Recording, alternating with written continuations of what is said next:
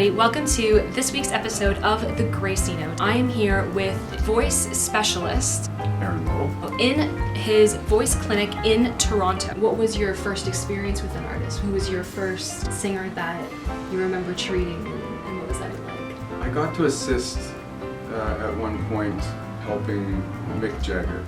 Wow. And he was really one of my first, and I've seen a number of singers since then, but if even just to take a look at the vocal cords, to give them everything's okay, is confidence building and helpful beyond, because you can't see your voice, and if there was a string missing on your guitar, it's pretty easy to see. That's true. That's true. But some people, they feel things in their voice box or in their neck that they can't explain, and so we have to search for the problem. Or some singers just come in for that clean bill of health, that check mark. Only a few people can say probably that they've done that with Mick Jagger, so that's very pretty cool. I'm very, very fortunate. And on the note of musical appreciation, the Grammy Awards are coming up on February 15th. Have you ever worked with an artist that had to perform on music's biggest night? Yes, I last year I got to, prior to the Grammys, I got to help Sam Smith. Oh. Sam had run into some trouble with his voice, and we identified and helped him with that process. And when an artist comes into the city and they have a concert and they're having a little bit of issue, sometimes they're directed towards a voice clinic like ours, and we work till the problem goes away, and we make that problem a thing of their past and try to give them better exercises, better approach to keep their voice in shape. And very awesome Canadian guy, Shawn Mendes, right here. How often do you work with Shawn? Oh, Shawn's very busy. So last year he was supporting the Taylor Swift tour. Yes.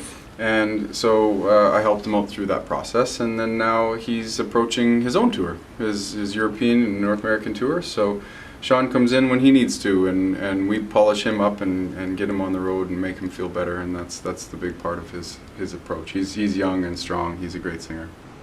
Getting ready for an award show, because there's so many outside factors, it's not your tour, it's not your crew and all that kind of thing, can be, nerve-wracking on its own, and all those added pressures. But just within the body, can you talk about anything like age or pregnancy? Like, we know that Kelly Clarkson recently became a mom, and she's nominated and performing at the Grammys and everything. Specifically, sometimes it is, hormone-based issues, and sometimes when hormones change a female during pregnancy, the vocal cords can swell a little bit. They can get a little bit puffy and become a little bit heavier. Oh wow! Which can kind of bog their high range a little bit and give it a little bit of heaviness. Isn't the best thing if you have a very light, high voice. True, yeah.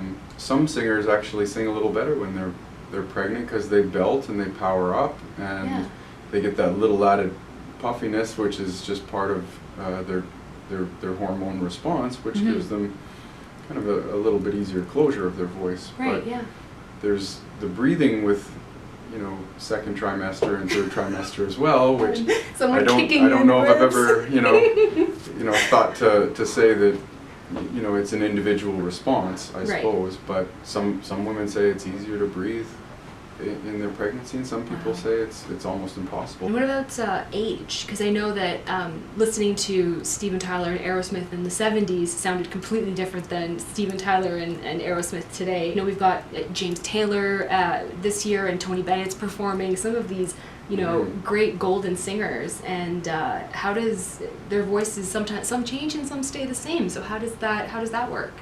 I think a lot of singers don't know if they have tension or not until it's been assessed properly. We all don't keep water in our skin as we age. I see. So, skin gets wrinkly and dry, and it is the same with the vocal cords. We have to work harder at hydration. We have to apply, I have my singers apply 10 minutes of steam before bed, and they buy a little steamer, and they breathe in steam orally, and it gets water to their vocal cords. But what a lot of people maybe don't know is that when you sip water, none of the water that you sip touches your vocal cords. So it goes behind the voice into the esophagus and goes down into your stomach, and then it has to absorb into your system again. Oh, I see. And To so, reach yeah, all the way back.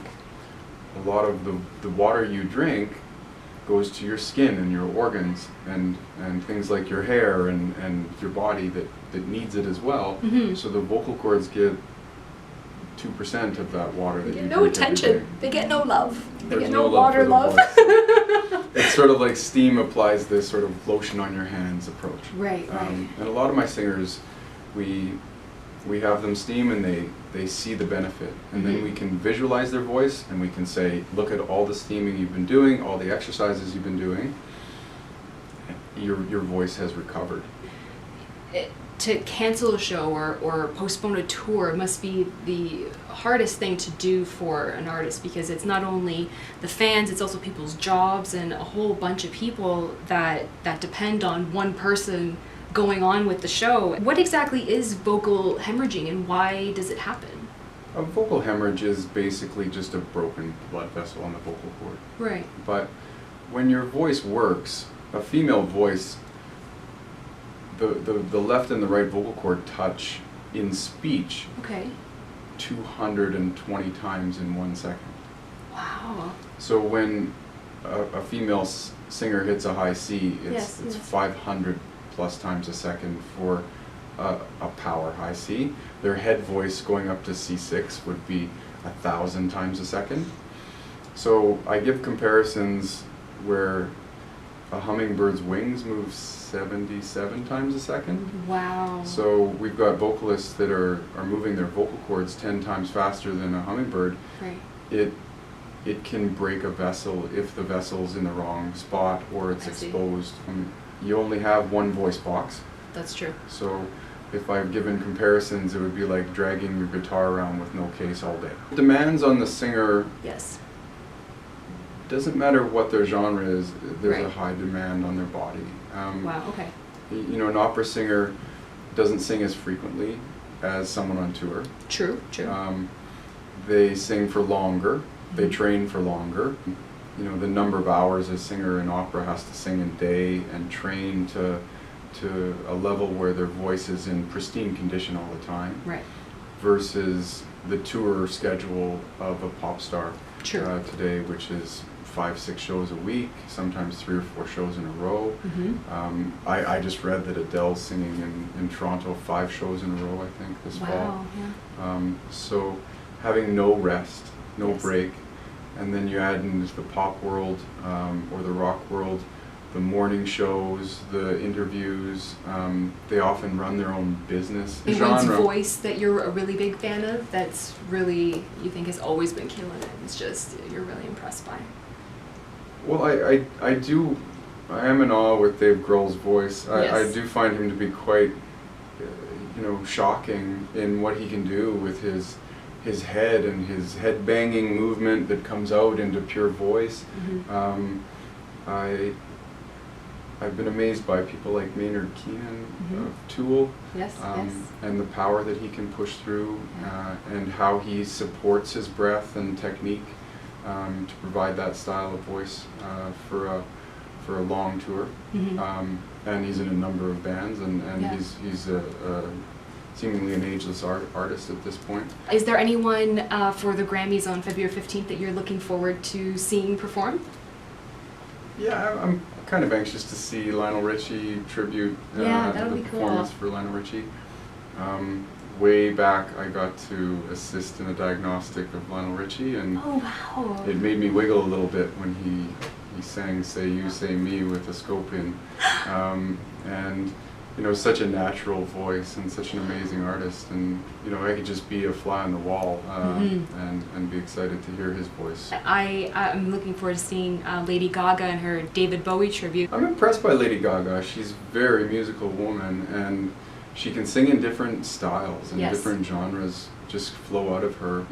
She's very captivating, and from I assume from a young age that's all she knew she could do, and that's all she wanted to do. So anytime Lady Gaga performs, it's something to watch. You don't look away. Thank you so much for joining us. It's been such a great chat and so informative, and we learned so much. It was very fun. You can visit The Voice Clinic online at www.thevoiceclinic.com. You can also find them on Facebook, Twitter, and Instagram. And as always, be graceful.